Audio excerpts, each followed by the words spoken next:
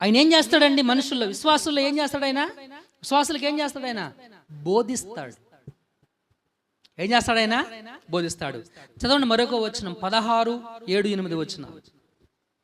యోహాను సువార్త 16:7-8 వచనం. అయితే నేను మీతో సత్యము చెప్పుచున్నాను, నేను వెళ్ళిపోవుట వలన మీకు ప్రయోజనకరము. నేను వెళ్ళని ఎడల ఆదరణకర్త మీ యొద్దకు రాడు.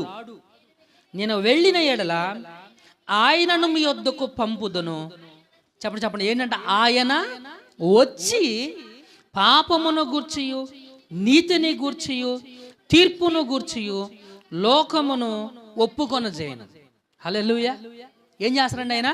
పాపమును గూర్చి తీర్పును గురించి ఏం చేస్తాడు ఆయన? తీర్పును గురించి, ఆయన నీతిని గురించి,